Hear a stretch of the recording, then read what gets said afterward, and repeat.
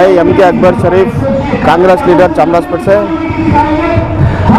आज हमारे बहुत से भाइयाँ ये फ्रीडम पार्क में आकर प्रोटेस्ट कर रहे हैं।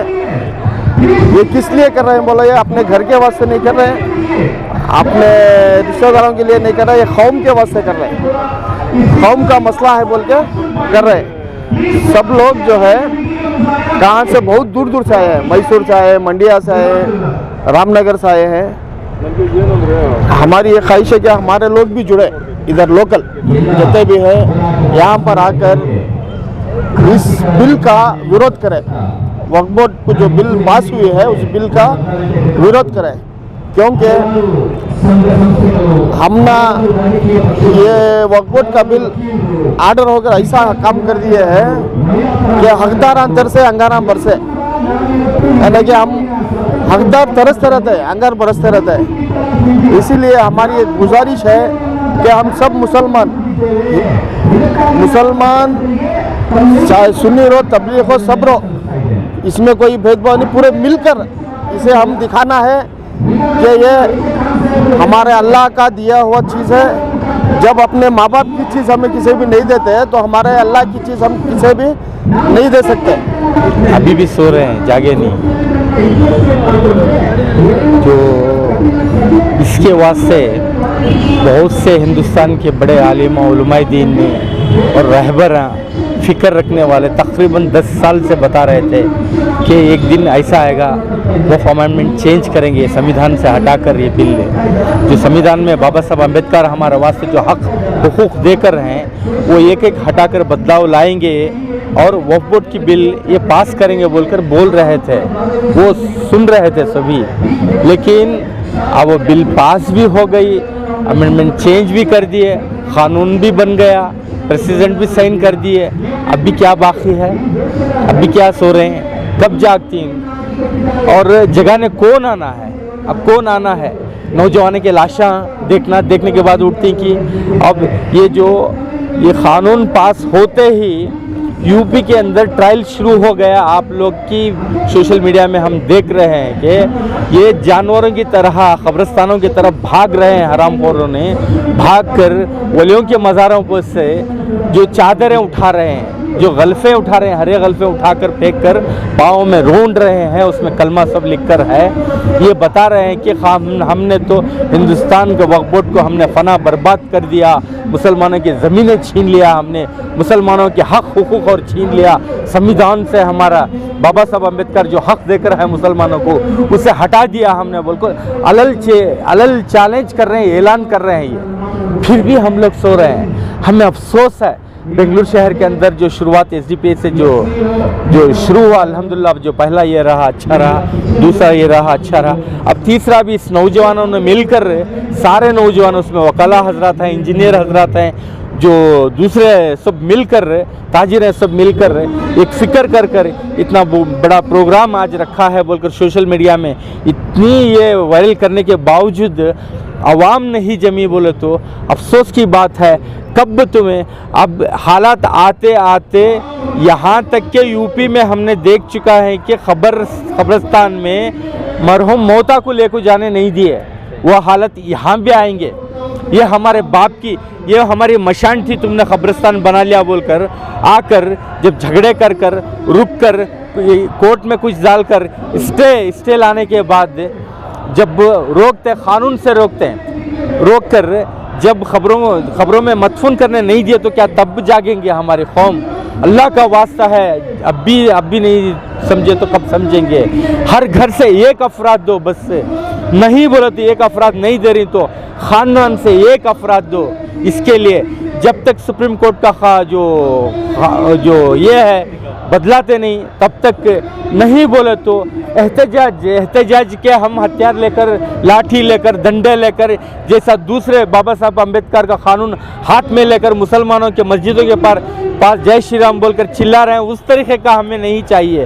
हमें जो कानून में है हक, हमें जो कानून में ये है, हम सड़कों पे आके रोडों पे बैठकर भूखे रहेंगे या प्यासे रहेंगे, हम एहतजाज करेंगे, नाराज़गी करेंगे तो जो उस वक्त सुप्रीम कोर्ट और हुकूमत भी देखकर मुसलमान सड़कों पे आ चुका है बोलकर ये कानून बदलाने के वास्ते हमें मजबूर करेंगे। हमारा हक, हमारा हुकूक छीन लिए हमारे बच्चों का। अब तो हम जी चुके हैं, हमारी तो हो गया। अब हमारी आने वाली नस्ल के बारे में नहीं सोचे तो तुम्हें कब सोचेंगे। मैं इंतजार करता हूँ मुसलमानों और रहबरों से और जो उलमा से। ये इतना होने के बाद खामोश है। जब एक हैदराबाद की शाहबानू थी ना, उसने जो शरीयत के मामले में दखल अंदाजी करी है सुप्रीम कोर्ट से, जब राजीव गांधी थे उस वक्त, ये करने के बाद उस वक्त जो सड़कों के ऊपर कहीं भी देखो टोपियाँ नज़र आ रहे थे, कानून को बदला है। आज हमारे पैरों के नीचे से ज़मीन खिंच गई। हमारे शरीयत के अंदर और जो अंदर इन्वॉल्व होकर शरीयत को बिगाड़ने की कोशिश कर रहे हैं, हमें सो रहे हैं। इंशाअल्लाह खतरे खतरे से समंदर होता है। जो इससे पहले 2-4 दिन पहले भी एक एहतजाज हुआ, प्रोटेस्ट हुआ, बहुत बड़े पैमाने पे हुआ। आज भी उसका एक थोड़ा सा एक हिस्सा बनकर उभरा हुआ है। धीरे धीरे आगे बढ़ेंगे इंशाअल्लाह। एक को एक खंडे खंडा मिलाकर आवाज़ देंगे, कुछ ना कुछ मसला हल होएगा। जब से दुनिया बनी है तब से आबादी जैसा बड़ी है, मुसलमानों के दुश्मन है। मुसलमान ना झुका है ना झुकेगा। ता क़यामत तक मुसलमान को झुकने नहीं देंगे और ना झुकेगा। और जो भी है और जितने भी एहतजाज कर रहे हैं, पूरे हिंदुस्तान के अंदर एहतजाज कर रहे हैं, जो मजलूम, बेसहारा, जो बेरोजगार, ये सब मिलकर, हम सब मिलकर एहतजाज कर रहे। हम लोगों को क्यों है फिक्र, एक वक्त की फिक्र है किसी का हमारे तरफ से दूसरे का भला हो बोल को। जिन्हें जो लूट कर खाकर है वक्त में, जो वक्फ बोर्ड के अंदर जो खाकर लूट कर है, उलमा हो, जो पॉलिटिशियन हो, 70 साल से जितने भी लूट कर खा रहे हैं, इन लोग आज एसी रूमों में, घरों में आराम से रह रहे हैं। इसीलिए गरीबों की फिक्र नहीं है। अगर वही हक मुसलमानों को वक्फ बोर्ड का मिलकर रहता, जो कोई बेवा नहीं रहती, कोई यतीम नहीं रहता, किसी को मामूली, जो अभी बेंगलुरु के अंदर हज भवन के बाजू में कितने एकड़ जगह है, बहुत से जगह है, वहाँ पर जीवन पल्ली हो, जो सलम एरिया जितने भी है, उन लोगों को थोड़ी थोड़ी ज़मीन कर दे देते तो एक सहारा बन जाता था। जो बड़े चोरों को पेट नहीं भरा और भी लूट कर खाने गए, इनके फैक्ट्रियाँ चल रहे, इनके दुकानें चल रहे, इनके भाड़े लेके खा रहे, सब खा गए, इन आराम से। या गरीब अवाम जितनी भी जो प्रोटेस्ट कर रही है, इन लोगों का कुछ हाथ नहीं है। जो खा कर है चोरा, वो चोरों को बराबर अरेस्ट करने का है। जो अमित शाह हो, जो मोदी हो, इनको कौन इख्तियार दिया? मुसलमानों की मिल्कियत है वक्फ बिल, मुसलमानों का हक है वक्फ प्रॉपर्टी, इन लोगों को कौन इख्तियार दिया? अमित शाह हो या मोदी हो। जो हमारा हक है, हमारा राइट है, ता क़यामत तक भी मुसलमान जब तक जिंदा रहेगा, मुसलमान लड़ता रहेगा, मगर किसी को ये हासिल होने नहीं देंगे। एक अकेला पॉलिटिशियन के अंदर, जो पार्लियामेंट के अंदर, एक अकेला सब पे भारी है। जो मुस्लिम लीग के, जो आज़ादी से पहले भी मुस्लिम थी, आज भी थी, आज भी मुस्लिम लीग पार्टी है। चाहे खंदा देने वाले का साथ दो, चाहे एचडीपी हो, चाहे एमआईएम हो, मुसलमान का साथ दो, खंदा देने वाले का। एक हाथ से थाली नहीं बसती। जो नीतीश जो करिया है, नीतीश और जो ये नायडू, चंद्रबाबू नायडू जो भी करिया, ये इस्तेमाल हुए हैं। जो मोदी के हाथ में इस्तेमाल होकर कठपुतली बनकर है, ना इधर के ना उधर के करके छोड़ दिया मोदी ने, जो चंद्रबाबू नायडू को भी, नीतीश को भी। इसीलिए मैं बोल रहा हूँ, अभी ना इधर के होंगे ना उधर के होंगे, ना पार्लियामेंट में होंगे, ना इधर भी इज्जत काट दिया मोदी ने उन लोगों की, उधर भी इज्जत निकल गई, ना वोटें मिलेंगी इन लोगों को। इसीलिए मैं क्या बात कर रहा हूँ, मुसलमान एक हो जाओ, एक प्लेटफॉर्म पर हो।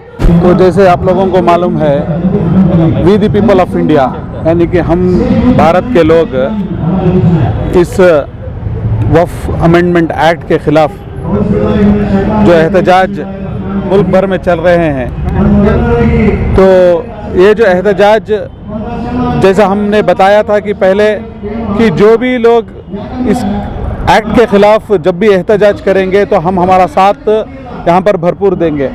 तो आप लोगों को जैसा मालूम है कि हिंदुस्तान के आइन के अंदर इन्होंने खिलवाड़ की है, यानी कि बराबरी, इंसाफ, तहफ़्फ़ुज़, जो एक मुल्क की माइनॉरिटी मुसलमानों को जो मिलना है, वो इस कानून के तहत जो है नाइंसाफ़ी मिल रही है। तो जब एक हिंदुस्तान के आइन के ख़िलाफ़ ये काम कर रहे हैं, तो हम भरपूर जो है इसके ख़िलाफ़ विरोध करेंगे। ऐसी हुकूमत को चाहिए कि, क्योंकि ये पहले से ही कॉन्स्टिट्यूशन को नहीं मानते, इन्हों जो है मनुस्मृति को मानने वाले लोग हैं। इनके जहनीत के अंदर कॉन्स्टिट्यूशन, बाबा साहब अम्बेडकर के जो संविधान है, तो उसके ख़िलाफ़ काम करने वाले लोग हैं, तो कभी भी जो है अच्छा काम नहीं करेंगे। तो ये एक्ट के ख़िलाफ़ हम काम कर रहे हैं, और ये एक्ट के अंदर बहुत सारे ऐसे प्रोविजंस किया गया है, ऐसे आर्टिकल्स लाए गए हैं, ऐसे सबसेक्शंस हैं जिसका नुकसान जो है डायरेक्ट मुसलमानों को होएगा।